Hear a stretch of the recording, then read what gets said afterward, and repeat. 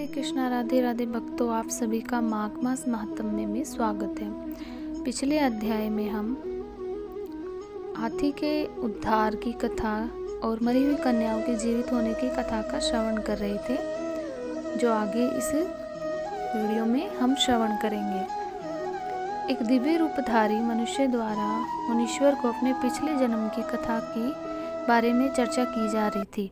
उसे आगे का श्रवण हम यहाँ करते हैं। दिव्य रूपधारी कहता है, तदंतर रस के चमत्कारों का वर्णन करने वाला कोई कापालिक मेरे पास आया और कौतूहल पैदा करने के लिए कुछ करामात दिखाकर उसने मुझे अपने माया जाल में फंसाकर ठग लिया। उसकी करतूतें देखकर उसके प्रति मेरा विश्वास बढ़ गया और रसवाद, चांदी, सोना आदि बनाने के नाम पर मेरा सारा धन बर्बाद हो गया।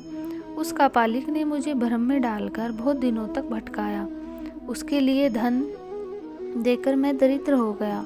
माघ का महीना आया और मैंने 10 दिनों तक सूर्योदय के समय महानदी में स्नान किया, किंतु बुढ़ापे के कारण इससे अधिक समय तक मैं स्नान का नियम चलाने में असमर्थ हो गया। इसी बीच मेरा पुत्र देशांतर में चला गया। घोड़े मर गए, खेती नष्ट हो गई और बेटे ने वेश्या रख ली।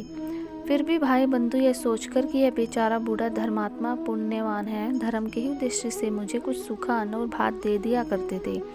अब मैं अपना धर्म बेचकर कुटुंब का पालन करने लगा। केवल माघ स्नान के फल को नहीं बेच सका।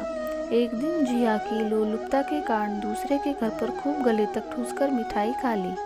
इससे अजीर्ण हो गया और अजीर्ण से अतिसार की बीमारी हुई और उससे मेरी मृत्यु हो गई। केवल माघ स्नान के प्रभाव से मैं एक मनवंतर स्वर्ग में देवराज इंद्र के पास रहा और पुण्य की समाप्ति हो जाने पर हाथी की योनि में उत्पन्न हुआ। जो लोग धर्म बेचते हैं वे ही होते हैं, हाथी ही होते हैं विप्रवर। इस समय आपने हाथी की योनि से मेरा उद्धार कर दिया। मुझे स्वर्ग की प्राप्ति होने के लिए आपने पुण्य दान किया। हे मुनीश्वर, मैं कृतार्थ हो गया। आपको नमस्कार है, बार बार नमस्कार है। यूँ कहकर वह स्वर्ग को चला गया। सच है, सत्पुरुषों का संग उत्तम गति प्रदान करने वाला होता है। इस प्रकार महानुभाव मृगशक वेश्य को हाथी की योनि से मुक्त करके स्वयं गले तक पानी में खड़े हो सूर्य नंदन यमराज की स्तुति करने लगे। ओम यम धर्मराज, मृत्यु अंत तक व्यवस्था काल, सर्वभूत क्षय औदुंबर, दधन नील, परमेष्टि, वृकोदर, चित्र और चित्रगुप्त, इन 14 नामों से पुकारे जाने वाले भगवान यमराज को नमस्कार है। जिनके मुख दाढ़ी के कारण विकराल प्रतीत होता है और टेढ़ी बाहों से युक्त आंखें क्रूरतापूर्ण जान पड़ती है, जिनके शरीर में ऊपर की ओर उठे हुए बड़े बड़े रोम हैं और होठ भी बहुत लंबे दिखाई देते हैं, ऐसे आप यमराज को नमस्कार है। आपकी अनेक भुजाएं हैं, अनंत नख हैं और कजलगिरी के समान काला शरीर भयंकर रूप है, आपको नमस्कार है। भगवान, आपका विष बड़ा भयानक है। आप पापियों को भय देते हैं, काल दंड से धमकाते हैं और सब प्रकार के अस्त्र शस्त्र धारण करते हैं।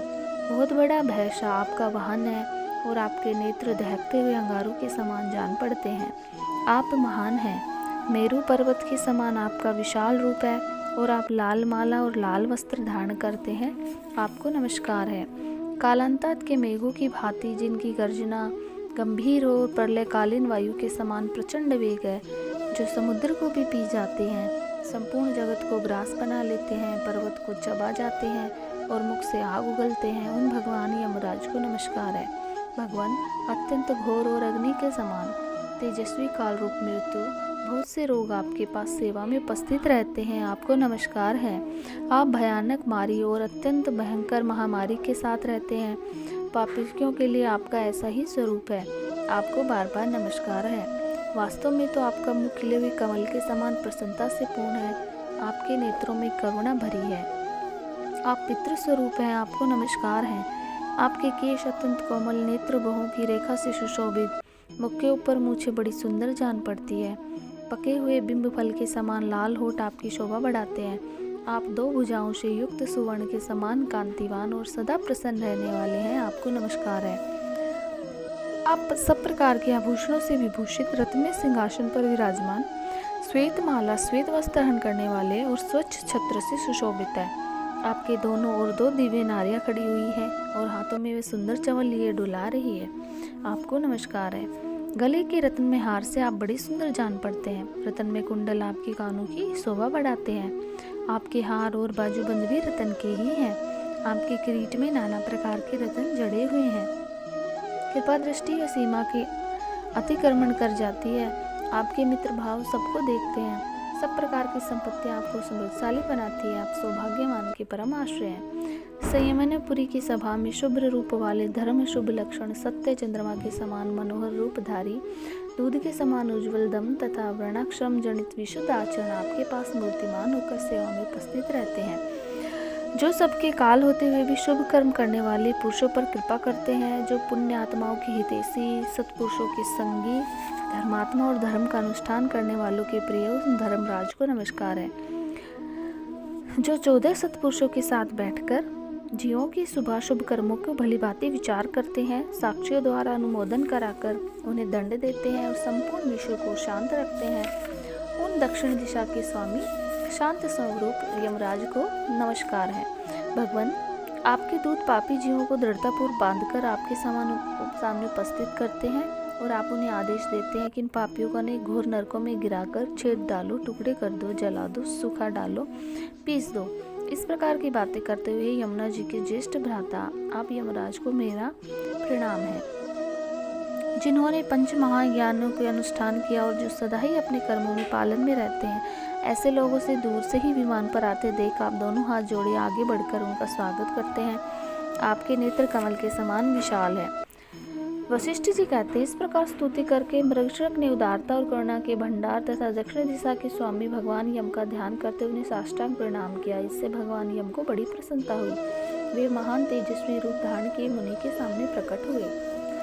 उस समय उनका मुख कमल प्रसन्नता से खिला हुआ था। यमराज ने कहा, मुने, मैं तुम्हारे स्तोत्र से बहुत संतुष्ट हूँ और तुम्हें वर देने के लिए आया हूँ। तुम मुझसे मनवांछित वर मांगो, मैं तुम्हें अभिष्ट वस्तु प्रदान करूंगा।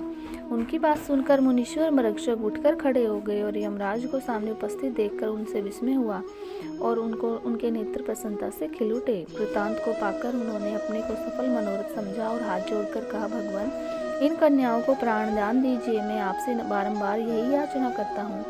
मुनि का कथन सुन यमराज ने अदृश्य रूप से उन ब्राह्मण कन्याओं को उनके शरीर में भेज दिया। फिर तो सोकर उठी हुई भांति वे कन्याएं खिल उठी और उठ खड़ी हुई। अपनी बालिकाओं के समान सचेत हुए तथा माताओं को बड़ा हर्ष हुआ। कन्याएं पहले की ही भांति अपना अपना वस्त्र पहनकर माताओं को बुला उनके साथ अपने घर गई। वशिष्ठ जी कहते, इस प्रकार विप्रवर मृगशक को वरदान देखकर यम देवता और पार्षदों के साथ वह अंतर ध्यान हो गए। इधर ब्राह्मण भी यमराज से वर पाकर बड़ी प्रसन्नता के साथ अपने आश्रम को लौटे। जो मनुष्य प्रतिदिन यमराज की स्तुति का पाठ करेगा उसे कम यम यातना नहीं भोगनी पड़ेगी और उसके ऊपर यमराज प्रसन्न होंगे।